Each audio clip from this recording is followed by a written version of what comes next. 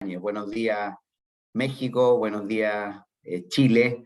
Un placer encontrarnos en este primer encuentro que nos va a llevar durante estos 3 meses, septiembre, octubre y noviembre, a un diálogo entre académicos de distintas facultades sobre distintas temáticas. Hoy día, un tema muy interesante y muy de contingencia sobre migraciones. El 19 de octubre próximo tendremos una reflexión y una conversación sobre las temáticas de liberalismo y populismo para cerrar este encuentro virtual con nuestros pares en México con el tema de las mujeres en el mundo de la ingeniería y las ciencias. Quiero, a nombre de los organizadores, agradecer a todos quienes han hecho posible este ciclo de conversación, de diálogos internacionales, en particular en la Universidad Adolfo Ibáñez, a la Facultad de Artes Liberales, a la Escuela de Gobierno, a la Facultad de Ingeniería y Ciencia y a la Dirección de Investigación. Y también al TEC de Monterrey, a su Escuela de Ciencias Sociales y Gobierno, a la carrera de Relaciones Internacionales y al Departamento de Tecnología Sostenible y Civil, donde vamos a contar con académicos que van a generar este diálogo y conversación. Bueno, sin más, quiero presentar esta mañana, junto con dar la bienvenida a quien va a moderar esta primera conversación, al doctor José Juan Ansúrez. José Juan es licenciado y máster en Derecho en Globalización e Integración Social, es doctor en Derecho de la Universidad de Navarra y también ha sido profesor invitado a la Universidad de Münster en Alemania y actualmente es decano de la Escuela de Ciencias Sociales y Gobierno de la región Centro-Sur del TEC de Monterrey. Así que dejo con usted a José Juan Ansúrez, quien va a moderar este primer panel de migraciones. Buenos días, José Juan, bienvenido a nuestro primer conversatorio. Muchas gracias, Carlos. Muy buenos días. Muy buenos días tengan todos y todas y bienvenidos sean a este ciclo de conferencias Tech Talks UAI, organizado, como su nombre ya lo denota, por el esfuerzo conjunto de la Universidad Adolfo Ibáñez de Chile, gracias, y por el Tecnológico de Monterrey. Un sincero agradecimiento a todos los organizadores que han hecho esto posible. En esta ocasión, como tema inaugural de este ciclo de conferencias, nos convoca un tema tan actual y vigente como la naturaleza humana en sí misma, y es el tema de las migraciones. Es que, como apuntó el filósofo franco-búlgaro Tzvetan Todorov, cada uno de nosotros es un migrante en potencia. O si se quiere ver tal vez desde una perspectiva más global, debemos de reconocer que no hay país en el mundo que no se haya conformado por migrantes. Para darnos un contexto más completo de este complejo fenómeno, nos acompañan dos especialistas y destacadas académicas en el tema, la doctora María Angélica Franken y la doctora Angélica Camacho. Angélica Franken es doctora en literatura, mención chilena e hispanoamericana por la Universidad de Chile, magíster en literatura por la Pontificia Universidad Católica de Chile. Durante los años 2018 a 2021 fue investigadora responsable del proyecto Fondesit, titulado Infancias, Memorias e Identidades, Migraciones entre Chile y Alemania en el siglo XX. Es profesora del Magíster de Literatura Comparada y del Departamento de Literatura de la Facultad de Artes Liberales de la Universidad Adolfo Ibáñez. Miembro del Grupo de Estudios sobre la Imagen, Representaciones y Visualidades de la misma universidad y del Núcleo de Investigación Cuerpos, Mundos, Problemas en torno a Literatura, Cine y Artes Escénicos de la Universidad de Chile. Doctora, bienvenida. La doctora Angélica Camacho es doctora en Sociología por la Universidad Górnicza de Polonia, maestría en Innovación Educativa por el TEC de Monterrey, maestra en Literatura por la Universidad de Oregon, Estados Unidos, licenciada en Ciencias de la Comunicación por el TEC de Monterrey. Ha publicado distintos trabajos sobre el tema de migraciones, en particular sobre la construcción de la identidad de los refugiados polacos en México. Les doy la más cordial bienvenida a ambas y les agradezco su presencia en este foro. A continuación, cederé el uso de la palabra a cada una de ustedes, en el orden que las nombré, por un tiempo aproximado de 10 minutos, para luego proceder con un espacio de diálogo a partir de algunas preguntas detonadoras. Les comento a todos los que nos escuchan y acompañan que pueden verter sus dudas y comentarios a través de la pestaña que observan en la parte inferior de la pantalla de Zoom. Ahí hay una pantalla que dice preguntas y respuestas. Les pediremos que ahí las viertan. Dicho esto, pues empezamos con el ciclo, empezamos con estas conferencias y con esta gran tema que estoy seguro que aprenderemos muchísimo. Doctora Franken, comenzamos con usted. Tiene el uso de la palabra. Muy buenos días a todos. Muchas gracias por la presentación, José Juan. Agradecer a la Universidad Adolfo Ibáñez y a la Universidad Tecnológica por crear este encuentro donde tengo la posibilidad de expresar algunas ideas en torno a este tema que nos convoca hoy en día. Yo voy a continuación leer algunas reflexiones en torno al problema y ahí abriremos las preguntas, ¿sí? El conversatorio que nos convoca hoy sobre migraciones nos permite parar a reflexionar sobre este fenómeno social. Pienso que junto al cambio climático son los asuntos más atingentes de las últimas décadas y a la vez más universales. Desde que existe noción histórica del ser humano, este ha migrado, ya sea voluntaria o forzadamente, dentro o fuera de los territorios. En este sentido se podría afirmar, como lo dijo recién José Juan, sin caer en generalizaciones, que todos somos migrantes. Ahora bien, el término migraciones se ha convertido más bien en un campo semántico bastante amplio que acoge nociones muy complejas y diferentes como exilio, diáspora, arreo, refugiados, etc. Distintas disciplinas como la historia, la sociología, las ciencias políticas han abordado exhaustivamente este fenómeno a nivel global, así como local, en particular en nuestro continente. Ahora bien, el arte, en sus diversos formatos y medios, ya sea en la literatura, en el cine, en las artes pictóricas, en la performance, no ha quedado fuera del desafío de representar este problema. A continuación quisiera proponer una breve reflexión sobre lo que el arte puede hacer y decir sobre las migraciones hoy.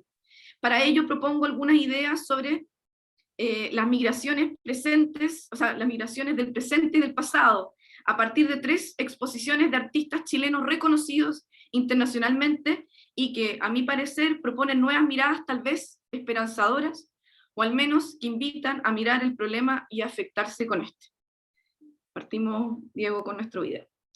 En primer lugar, la instalación artística del poeta chileno Raúl Zurita en la Coji Musiris Biennale del año 2016, titulada Mar de Dolor.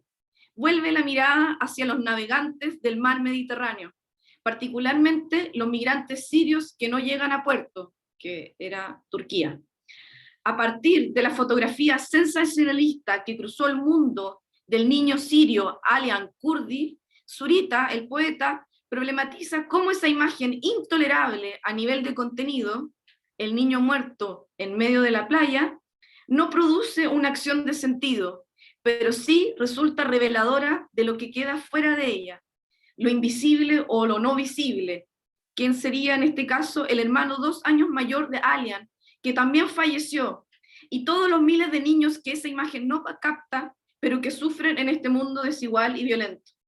En este sentido, el arte, en todos sus formatos y medios, es capaz de cambiar ciertos regímenes de visibilidad, siguiendo al teórico francés Rancière, que nos permiten ir más allá de la imagen espectáculo que ya no nos conmueve, que ya no produce acción ni cambio, sino solo una suerte de culpa hegemónica y fugaz. Las recientes imágenes de la prensa sobre la lucha desesperada de los afganos por escapar de los talibanes, los refugiados muertos que trae el mar en el cruce del Mediterráneo en busca de una vida mejor, los miles y miles de niñas y niños que cruzan el desierto chileno provenientes desde Venezuela, se vuelven por instante imágenes vacías, que sin embargo el arte puede dotar de un sentido común. En palabras del mismo poeta Zurita, la poesía es un acto de devoción por la vida y todo lo terrible y maravillosa que ella tiene. Siguiendo a la teórica Magda Sepúlveda de su lectura de Zurita, el arte podría crear parcelas de humanidad, en términos de Didi Uberman, que en este caso implica que se rompa la visión destructora y homogénea que anula la individualidad de estos sujetos, y así dotarlos de una vida estética que aprecia sus singularidades y que imagina una comunidad donde todas las vidas son igual de importantes. Siguiendo al teórico de la imagen, Didi Uberman, a los sin nombre se les ha arrebatado todo, y el arte debe devolverles su historia, sus nombres, sus palabras. En segundo lugar, me gustaría hablar de la exposición Miradas Alternadas, de la artista visual chilena Guluspa Jarpa en la Bienal de Venecia del año 2019. Su propuesta estética pone en cuestión los discursos discriminadores y racistas del pasado que siguen presentes hasta hoy. Particularmente me refiero a la galería de retratos subalternos, que recoge una serie de pinturas al óleo que son reproducciones de imágenes de archivos europeos y americanos que, en palabras del artista, se construyen en torno a los ejes de raza, clase y género. Pareciera que lo fundamental de la propuesta estética de esta artista chilena, Vulus Pajarpa, es denunciar la mirada hegemónica que hay detrás sobre los cuerpos de las mujeres o sobre los indígenas que fueron llevados a los zoológicos humanos. Pienso en la historia específica de los Selknam, aborígenes del extremo austral de Chile, que fueron raptados y llevados a Europa y cuyos cuerpos, los de algunos, fueron recién recuperados el año 2010 por los últimos sobrevivientes de estas comunidades. En las imágenes que vemos, el arte denuncia la mirada oficial que el Estado chileno aún no reconoce y que fue el abandono total de estos grupos que fueron masacrados. Por ello, expone justamente los discursos colonialistas que han estado presentes en nuestra historia, donde la relación con los otros ha sido siempre, o gran parte, desde el sometimiento de una cultura por sobre otra. En este punto, cabe recordar cómo ciertas migraciones, en el caso de Chile, fueron recibidas positivamente versus otras que no. Pienso en la Ley de Migración Selectiva del año 1845 bajo el gobierno de Manuel Bulnes, y la Agencia de Colonización, dirigida inicialmente por Vicente Pérez Rosales a inicios de 1850, en la cual invitó a distintos grupos europeos, sobre todo alemanes y suizos, a instalarse en el sur de Chile con el fin de poblar, blanquear y educar. Estos grupos migratorios se instalaron satisfactoriamente en territorio nacional. Sin embargo, su asentamiento implicó el arreo, otro concepto, que el tránsito de los grupos autóctonos de la zona, en este caso mapuche y huilliche, que fueron desplazados forzosamente hacia la zona cordillerana menos productiva, y quienes perdieron muchos, a través del engaño y el silencio del Estado, sus territorios ancestrales. Como sabrán, muchos de los que están acá, el punto de fuga del conflicto mapuche está en este problema que se agudizará unas décadas después con el proyecto de la pacificación de la Araucanía. No resulta entonces paradójico que Vulus Pajarpa, en esta exposición de la Bienal de Venecia, coloque junto a la imagen de los Cahuenchcar la del comunero mapuche Camilo Catrillanca, que fue asesinado el año 2018 en un enfrentamiento policial. Las imágenes pictóricas en cuestión muestran cuál era la mirada del colonizador y cómo, siendo el colonizador un sujeto migrante, también, en este caso de Europa a América, observa al autóctono como monstruoso y salvaje, como lo diferente.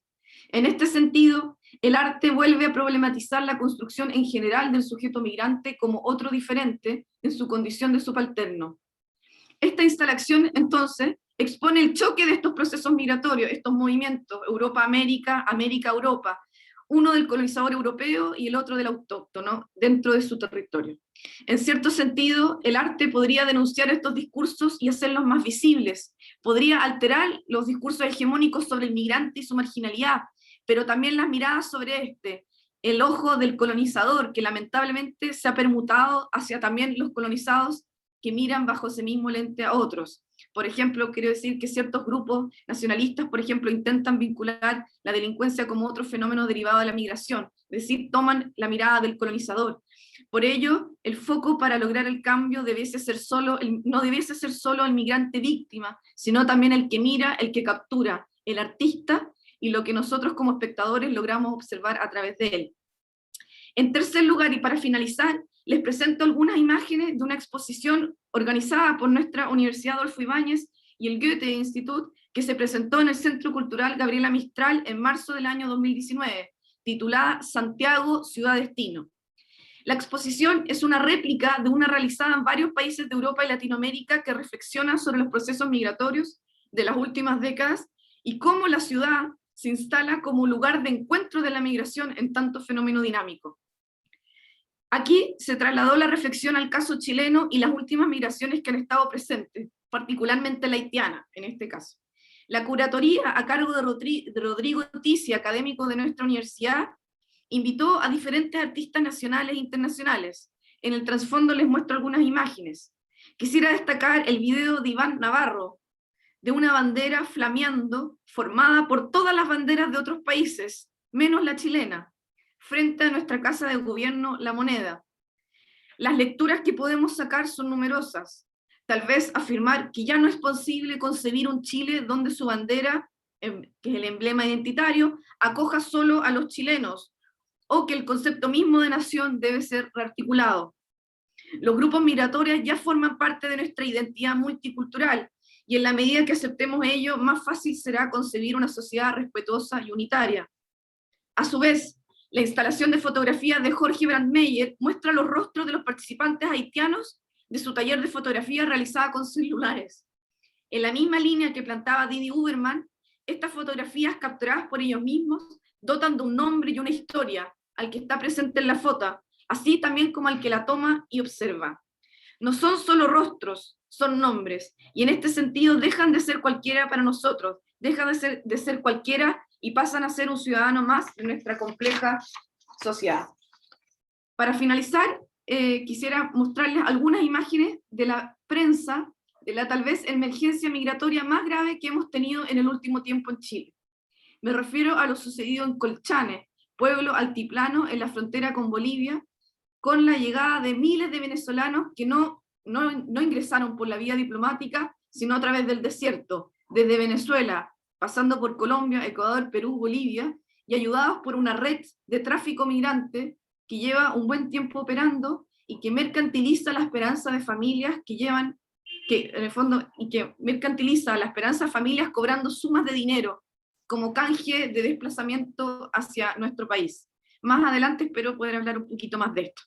En resumen, estas imágenes dramáticas sobre la crisis migratoria venezolana que nos aquejan hoy vuelven a mostrar el horror de la desigualdad y de la violencia racial y política que aqueja al continente, y en diálogo también acá con México en nuestro coloquio. Sin embargo, creo y espero que dentro de esta desesperanza el arte se yergue como una parcela de humanidad, de afectos, quizás como el único capaz de mostrar las tensiones presentes y lograr, ojalá, afectarnos de verdad para lograr algún cambio pronto. Muchas gracias. Muchísimas gracias, doctora Franken. Cedemos el uso de la palabra ahora a la doctora Angélica Camacho. Doctora, adelante. Buenos días, muchísimas gracias a la Universidad Adolfo Ibáñez y al Tecnológico de Monterrey. Estoy muy emocionada en por esta participación y por el diálogo alrededor de la migración, y agradezco mucho la participación de Angélica, mi tocaya. Coincidimos en un montón de ideas acerca de la migración. Coincido justamente con esta idea de que el cambio climático y la pandemia va a acentuar este fenómeno. Entonces me gustaría compartir con ustedes algunas ideas. Voy a compartir pantalla. Ya ustedes me dirán si se puede ver mi presentación. Creo que ahí estamos viéndola todo, ¿cierto? Sí. Bueno, yo como tesis del doctorado, yo estuve trabajando con migración polaca. Quienes vinieron a México fueron dos grupos los que yo investigué y entrevisté. Unos vinieron a México durante la Segunda Guerra Mundial como refugiados. Finalmente, después de toda una travesía de 2 años, llegaron a México y fueron bien aceptados en la comunidad de Santa Rosa, en el centro del país, en la ciudad de Guanajuato, en una ex hacienda que estaba ahí, se les dio y ellos estuvieron como refugiados un tiempo. Aproximadamente 1,500 personas, y todas las que yo alcancé a entrevistar, y digo alcancé porque muchos se fueron y muchos murieron, pero de las personas que llegaron adultas ya, que pude entrevistar, pues me narraban cómo cuando llegaron a México fueron bien recibidos, les fue muy bien. Muchos de ellos pues tienen una vida privilegiada en nuestro país. Y bueno, como conclusión de esta migración y del otro grupo que entrevisté, que fue un grupo de migrantes que llega a México para buscar trabajo aquí durante la época del comunismo por la situación económica, vienen acá. México está en una coyuntura en la que necesita muchas personas profesionales con maestría y doctorados para preparar estudiantes en diferentes universidades públicas, y forman una comunidad. Yo específicamente me centré en la comunidad que se formó en la ciudad de Jalapa, en el estado de Veracruz. Pero al final yo me doy cuenta de que son bienvenidos, se les trata bien, porque finalmente son blancos europeos. Y de ahí entonces yo parto y digo, bueno, ¿y qué pasa con otras migraciones? ¿Qué pasa con la migración que no llega en avión, que no llega con documentos, que no llega con los privilegios de venir como profesional, como persona de negocios o como estudiante o como turista? Y entonces, bueno, me hago la cuestión, me hago la pregunta de qué pasa con los centroamericanos. Y en este momento la posibilidad de las noticias falsas prefabricadas, la idea de la persona migrante como amenaza que atraviesa el territorio de nuestro país, es vista como portadora de males, incluso como quien puede robarnos nuestros trabajos y cambiar nuestra identidad. Pero nuestra visión está centrada en estos, lo que yo llamo cuerpos migrantes. Son personas, son cuerpos migrantes que están atravesando por territorios que en el imaginario colectivo no les pertenece a ellos. Son personas que no deberían estar moviéndose por donde se mueven, mientras que abrimos las puertas para otro tipo de migración. Y entonces, bueno, después de un tiempo, yo empiezo a preguntarme qué es lo que necesitamos ante esta visión eurocéntrica de qué es lo aceptable, y ante esta visión colonizadora de que lo blanco europeo es lo aceptable, y si viene de Asia, por ejemplo, es muy aceptable la gente que viene de Corea del Sur. Cuando uno escucha y cuando uno conversa con la gente, son personas que se ven como que van a aportar, pero otras personas que sí aportan, porque también tienen mano de obra y a veces mano de obra calificada, pero no se les relaciona con ella, son los centroamericanos que tienen que salir de sus lugares de origen y atravesar por México. Entonces, desde la educación nosotros podríamos trabajar, y esta es mi preocupación, trabajar con los y las estudiantes para tener un sistema educativo apoyado en la ética y la idea de ver al otro como igual a través de un proceso de inclusión. Y a partir de esa investigación que yo les decía sobre migración polaca, surge la pregunta de cómo afecta la identidad de las personas migrantes centroamericanas que cruzan por México, después de concluir que las personas blancas y documentadas son bienvenidas, aunque se trate de personas refugiadas. Las perspectivas teóricas y metodológicas que me ayudan a definir el andar de estas personas migrantes son Paulo Freire, con su concepción de la educación como práctica de la libertad. Sousa, debería decir Sousa, con su propuesta de epistemología del sur, diálogo de saberes y el trabajo de inclusión que se hace desde Colombia. Adela Cortina me ayuda con el concepto de aporofobia, y Crenshaw con el hecho de que todos somos atravesados, la interseccionalidad, atravesados por ideas de las que no somos conscientes en una práctica de interseccionalidad y el sentido de pertenencia de la que habla Montserrat Guibernaud. Entonces, estos autores me ayudan para definir, para darle forma a las aproximaciones teóricas y metodológicas que yo puedo hacer. Y, por ejemplo, el trabajo que se ha hecho en Colombia con diálogo de saberes para incluir a las personas es algo que me ha llevado a reflexionar sobre la forma y acercar a los estudiantes con esta metodología a través de entrevistas y a través de trabajo con ellos. Hemos ido a albergues donde hay inmigrantes, en la ciudad de Querétaro y en la ciudad de San Luis Potosí, y entonces ellos tienen la oportunidad de hacer actividades con los migrantes y escuchar de su propia mano, no hablar, tratar de hacer pocas preguntas, algunas preguntas detonadoras, con base en información de la Secretaría de Turismo del municipio de Querétaro, que es la ciudad donde yo vivo. Se puede afirmar que existen más de 68 comunidades extranjeras asentadas en este lugar. Y aquí es algo en lo que yo también les pido a los chicos que pongan atención, a los chicos y a las chicas, a los estudiantes y a las estudiantes que quieren, que están interesados en el fenómeno. Si ustedes vienen a Querétaro, se van a dar cuenta de que cada vez tenemos más personas migrando de más lugares de la República Mexicana y de más lugares del mundo. 68 países son los que nosotros podemos identificar. Datos del Instituto Nacional de Estadística, Geografía e Informática refieren que en Querétaro habitan más de 7,000 migrantes provenientes principalmente de Estados Unidos, de Venezuela, de Colombia, España, Brasil, de Canadá, Japón, pero pues tenemos muchos más.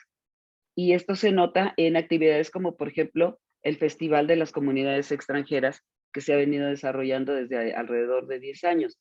Ahora, en estos lugares, cuando uno se encuentra con estas personas, uno se da cuenta de que precisamente Querétaro tiene la característica de ser uno de los estados con mayor crecimiento económico, con más pujanza, con universidades públicas y universidades privadas, y que el desarrollo de este lugar pues tiene mucho que ver con la migración, por el tipo de gente que ha llegado y lo que se ha convertido. Querétaro es un lugar muy atractivo para que la gente venga a trabajar.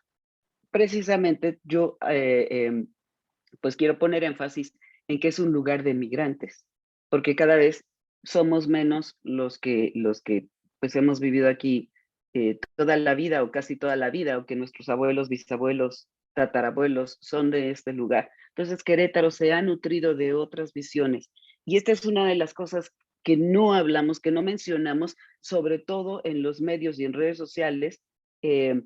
No se habla de los beneficios de las sociedades, de los lugares a donde llegan muchos migrantes de diferentes lugares. Y bueno, lo que yo mencionaba hace rato, en los últimos años Querétaro se ha erigido como un referente de desarrollo económico en la nación, y de acuerdo con el INEGI, la economía queretana se ubicó como la séptima economía que más creció en el país entre 2007 y 2017. Obviamente estamos afectados como otros estados en este momento por la pandemia, pero Querétaro sigue moviéndose económicamente muy bien. En los últimos 15 años, el valor de las exportaciones de la entidad queretana ha demostrado un crecimiento a una tasa promedio de 12%. En el 2018, el Estado contabilizó una cifra cercana de los 11,000 millones de dólares de envíos de mercancía al exterior. La industria de producción, venta y equipo de autotransporte es la responsable de casi la mitad de las exportaciones. Y para el 2018 se esperaba seguir avanzando, y ahora también se ha convertido en un referente, en un lugar en donde la industria aeronáutica también es muy importante. Pero hay otra migración que se ve atravesada por la pobreza, por la falta de educación, por el color de piel, por el lugar de origen. Su condición de pobreza le hace vulnerable, y la porofobia se muestra hacia ella. Molesta que sean pobres, que vengan a complicar la vida a los que mal que bien nos vamos defendiendo, y que no traigan al parecer recursos, sino problemas.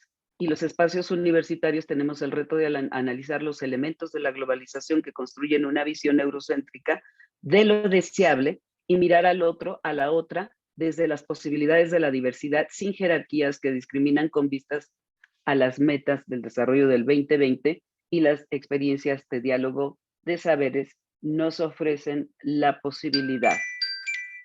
Y quiero cerrar con estas ideas que dicen que la persona migrante, en lo que yo descubro, la persona migrante sabe que no es dueña de su cuerpo, sabe que transgrede territorios a los que no debería acceder, sabe que su cuerpo es un territorio a merced de diferentes grupos, otros pueden reclamarlos, usarlos y desecharlos. Sabe que no es querida, se acompaña de un discurso religioso que le permite pensar que no está sola, lo único que tiene es su cuerpo para trabajar, es lo único que puede ofrecer.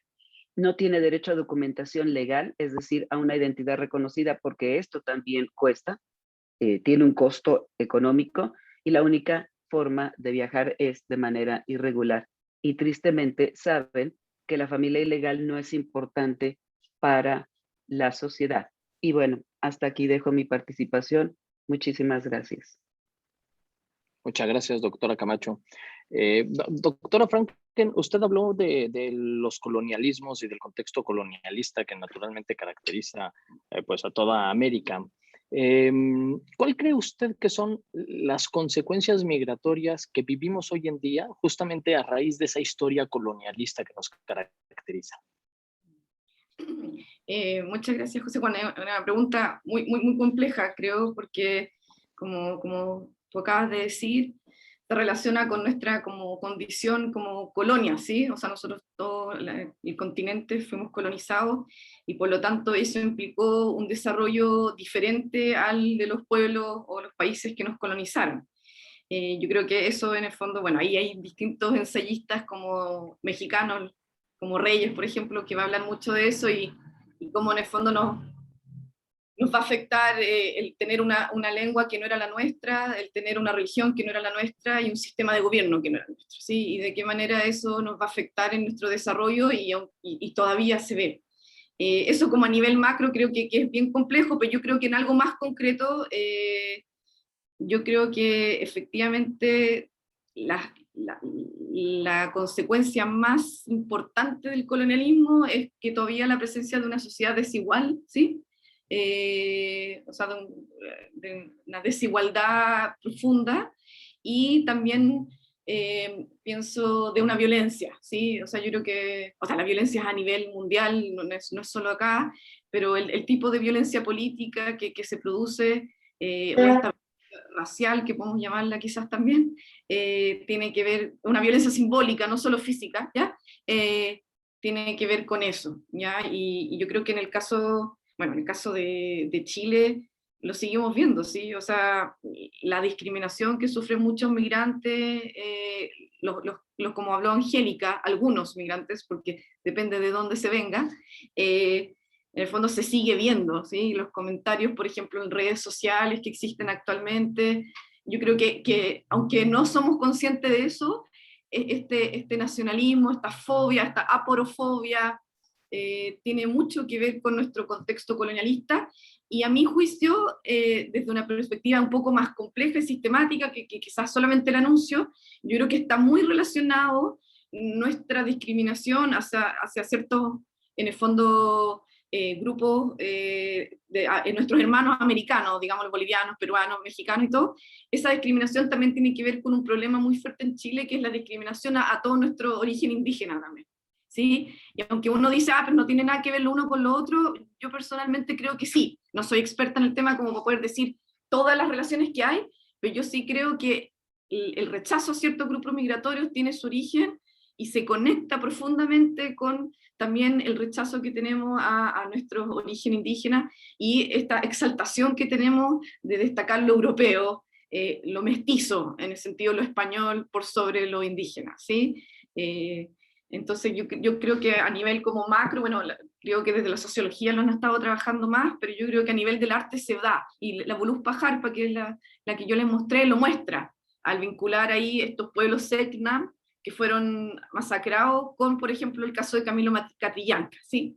Todos ahí como en una misma relación, en un mismo campo como de análisis, ¿sí? Eso, no sé si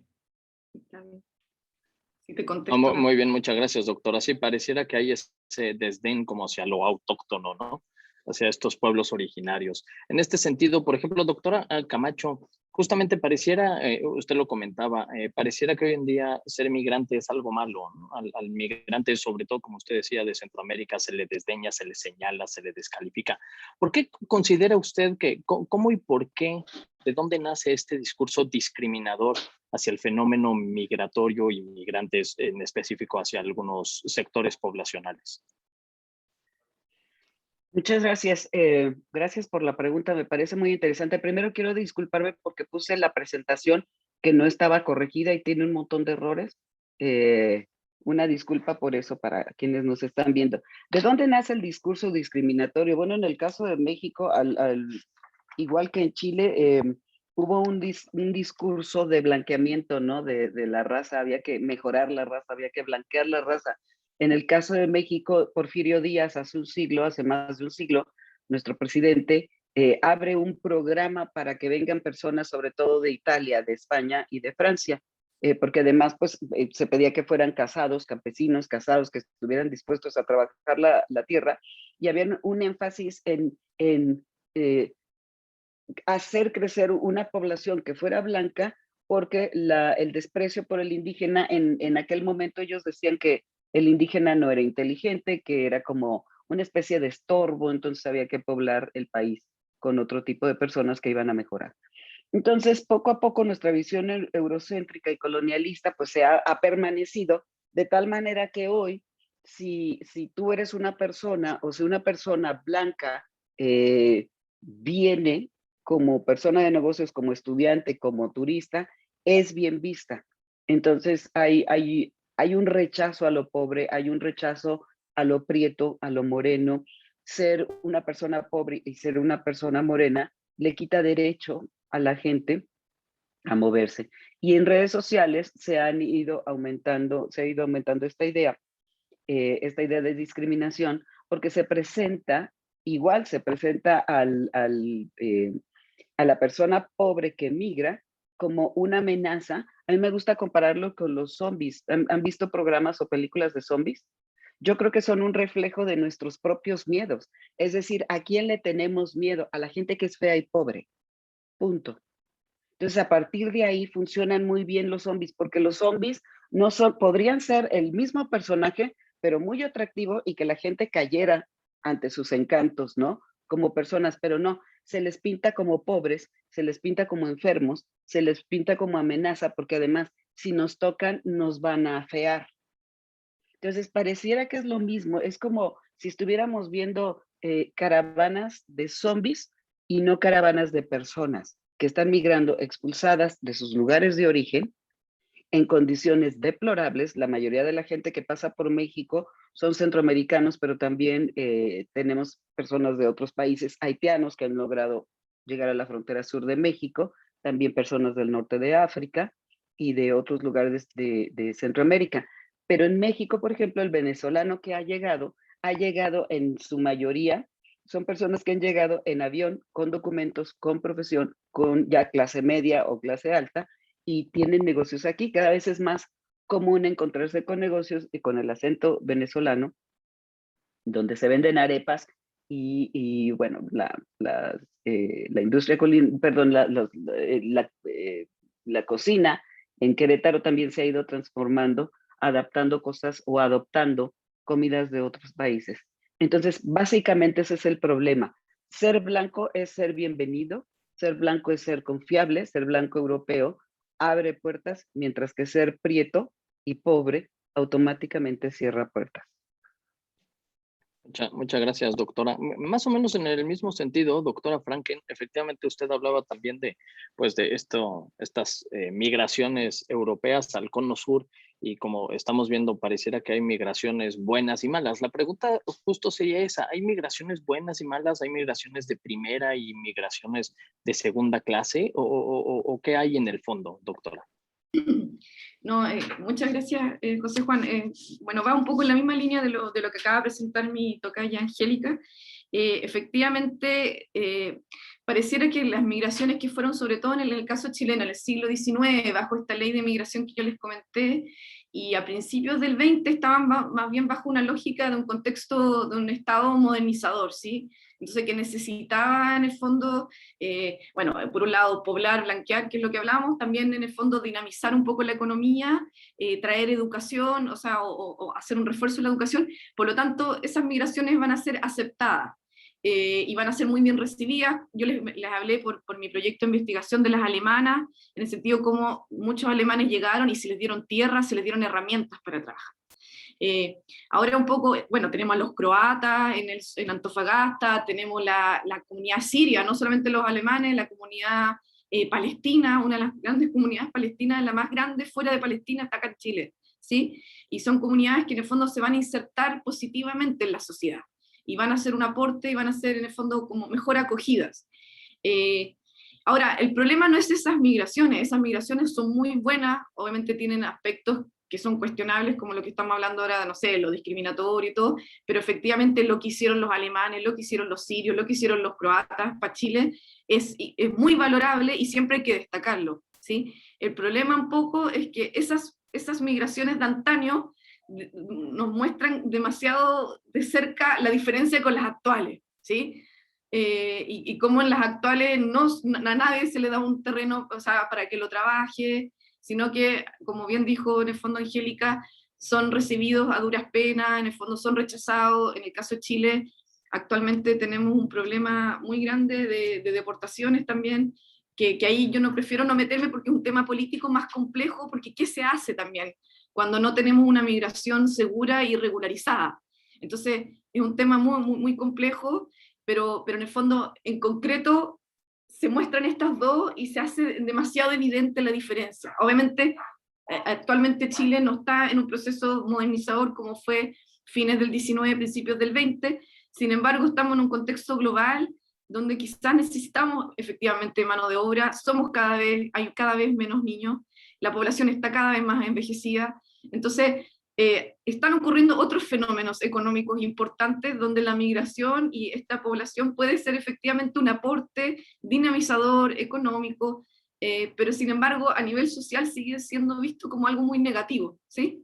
En el caso de los venezolanos, en nuestro caso, Angélica, no llegan en avión, ¿sí? Sino que en Colchane están llegando, igual que los alemanes hace 100 años, con la cola entre las piernas, ¿sí? O sea, pasándolo mal, con poca plata, y en el fondo siendo estafados muchas veces en el camino, ¿sí? Por los coyotes, que en el fondo les roban todo, y algunos se mueren en el Colchane, y en el norte del país llegan, tienen que dejar sus cosas porque no pueden llevarlas en la mano. Esto es como la casuística, ¿sí? Es como un poco morboso esto, ¿sí?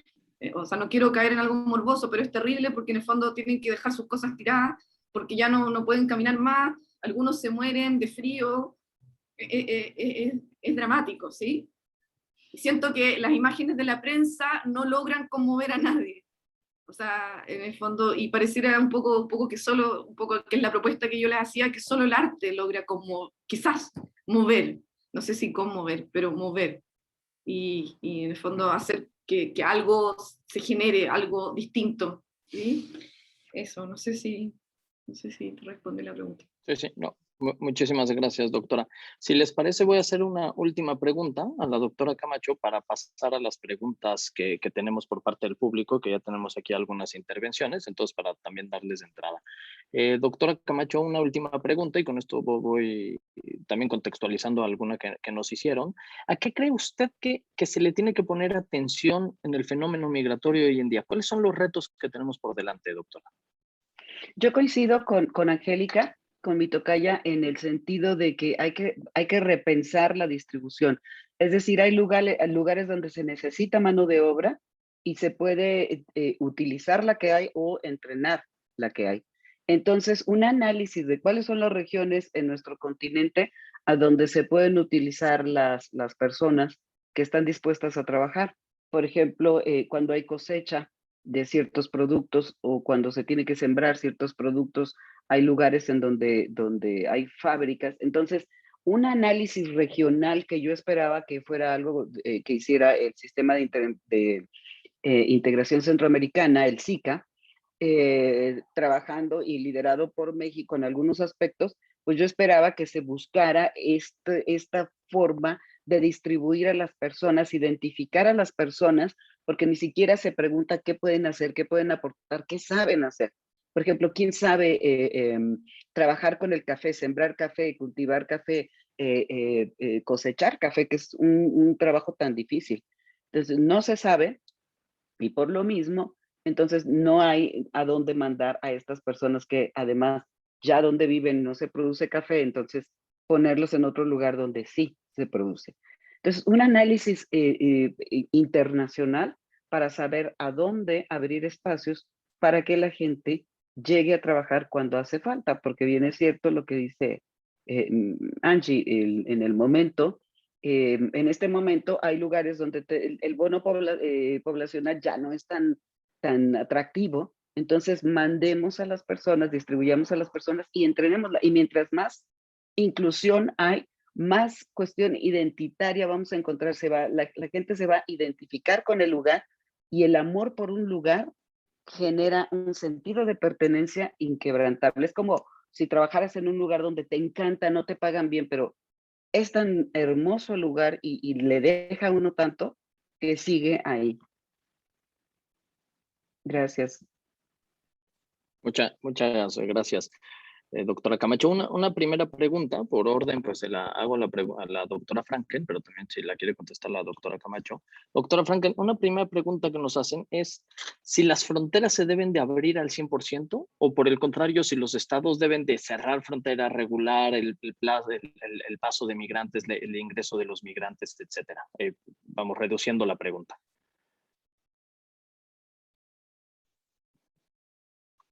Es una pregunta muy difícil. Y personalmente la puedo responder solamente desde un lugar desde el cual yo hablo como experiencia personal, en el sentido que un poco yo no soy ni socióloga ni cientista política, como más bien político tendría que ser para poder responder esa pregunta hoy.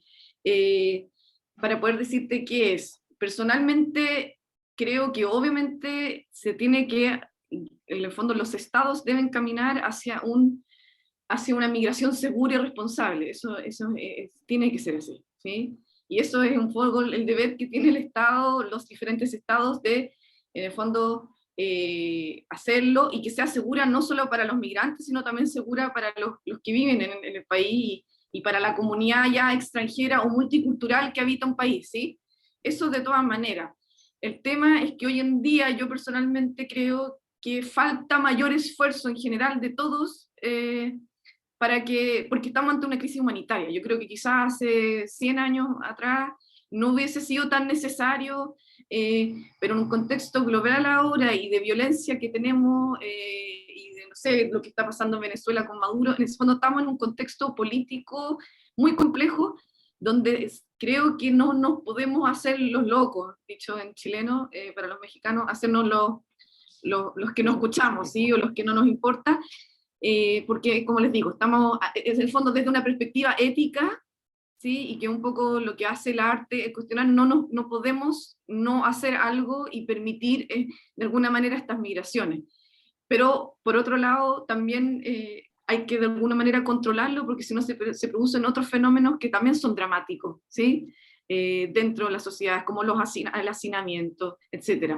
Lo que sí es importante es que en el fondo siento yo que lo que puede hacer los estados en el fondo, y que Chile tiene muchas organizaciones que trabajan en esto, está en el fondo el Servicio Jesuita Migrante, está la Organización Internacional de Inmigraciones, hay muchas instituciones que están ayudando en nuestro caso a este gobierno de turno, y a los anteriores también y a los que vendrán, para ver cómo hacer esto en el fondo, permitir la llegada, pero regularizarla, pensar como más sistemático, como que un poco lo que dice Angélica, nos falta como pensar todo un poquito más amplio, ¿sí? Es como, exacto, ¿qué zonas, por ejemplo, de Chile serían bienvenidas con gente que pudiese trabajarla, ¿sí? Con familias en el fondo, y cómo ahí el Estado quizás pudiese aportar un poco para darles como la primera ayudita, quizás un poco utópico lo que estoy hablando, y frente a la tragedia de la pandemia, las arcas estatales están vacías, pero pensando como algo que sería como un proyecto hermoso, exacto, eso, como hacer lo mismo que se hizo en el pasado, ahora con estos grupos, invitar a instálense en tal zona, ayuden, pero ayudarlos en el fondo, y no discriminarlos, no rechazarlos, ¿sí? Creo que por eso va, pero en el fondo, insisto, creo que es un tema muy complejo, donde entran factores políticos, sociales, que en el fondo es difícil poder en el fondo decirlo acá, y creo que los expertos, como estas instituciones, tienen las herramientas para poder responder mejor una pregunta así, y están haciéndolo, lo están haciendo, ¿sí? Sí, muchas gracias, doctora. Más o menos ya se adelantó a la siguiente pregunta que nos hacen, que justamente tiene que ver si existe algún país. Las voy a juntar con otra.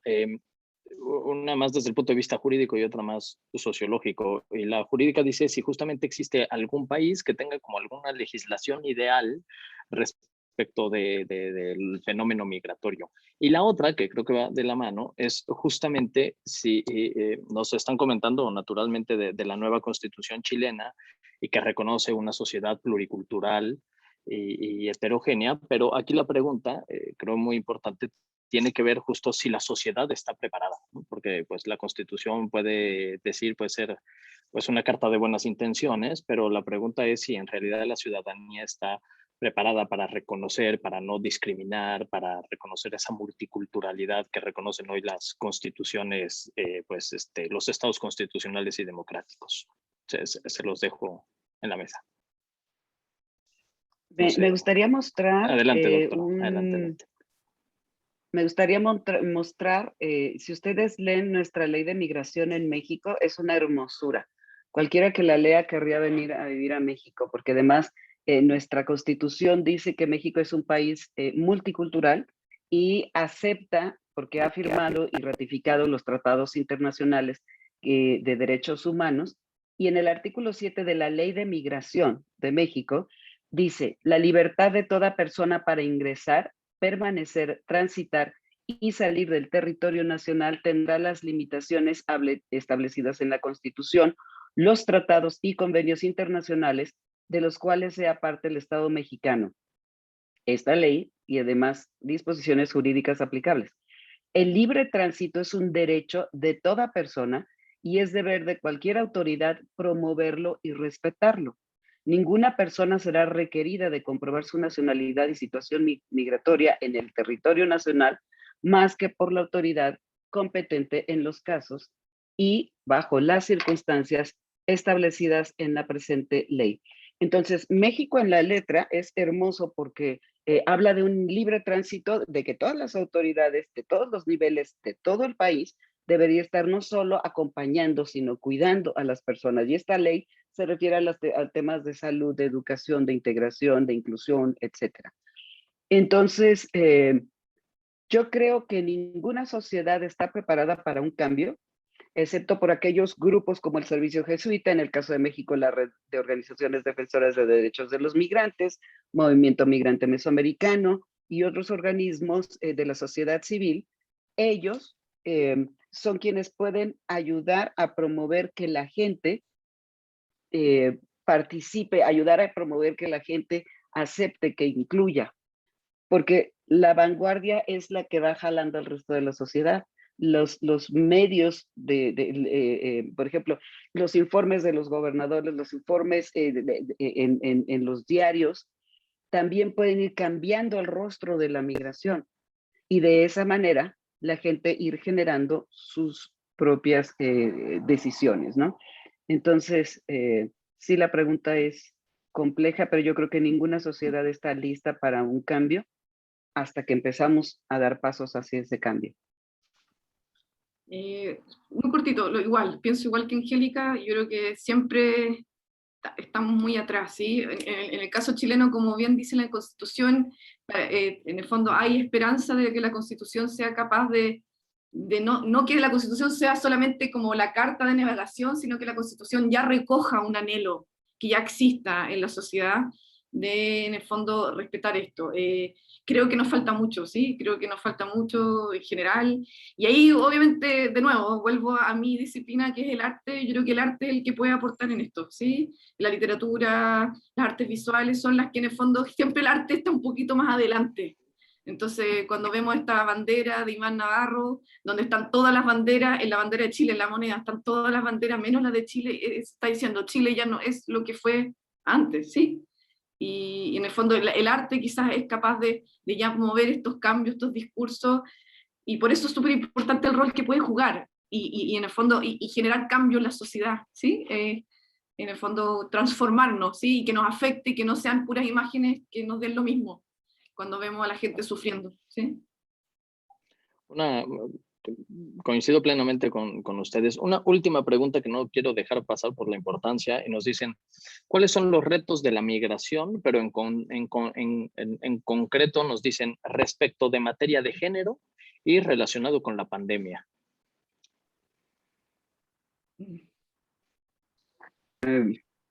Bueno, Angie, me gustaría rapidísimamente decir que en el caso de cuestión de género, si bien las personas son muy vulnerables, la mujer y las personas no binarias y las mujeres trans son especialmente vulnerables por encima de otros grupos. Por supuesto, los niños y las niñas. Pero hoy día el crimen organizado se está apropiando de los cuerpos de las mujeres, es decir, utilizan a las mujeres no solo para esclavizarlas como esclavas sexuales, sino incluso entrenándolas como sicarias o como mulas transportando droga. Entonces es súper difícil incluso poder platicar algunas de las historias. Hay un par de historias que yo no podría conversar y finalmente tendré que escribir un cuento, algo de microficción, porque solo el arte nos permite dar una idea de este fenómeno. No sé, Angie, cómo veas tú.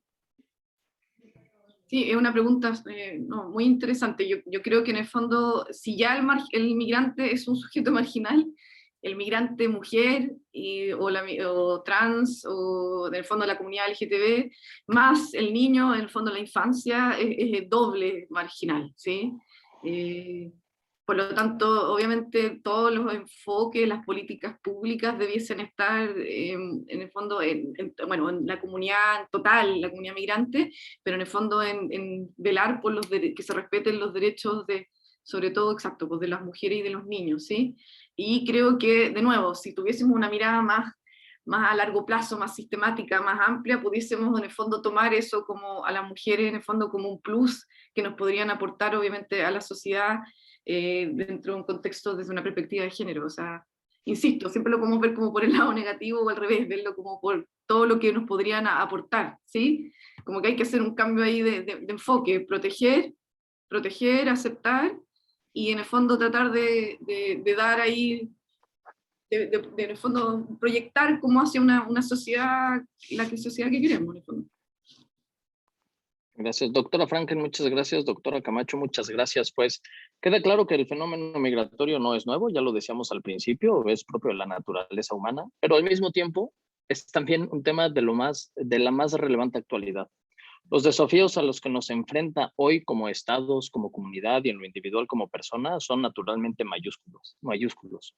Pero justamente espacios académicos como el que nos convoca hoy en día, pues nos invitan a reflexionar al respecto, a tener un contexto más amplio, un pensamiento crítico y en su momento procesar lo oportuno, ¿por qué no? Pues aún actuar congruente, razonado y respetuoso. Agradezco otra vez a las disertantes por este interesante panel, muy provechoso, y también pues a todos los oyentes que nos acompañaron el día de hoy, a los invitados y a los organizadores de estas conferencias dentro del marco de estas Tech Talks UAI. Muchas gracias a todos y que tengan muy buenas tardes. Buenas tardes en Chile, buenos días en México. Muchas gracias. Gracias.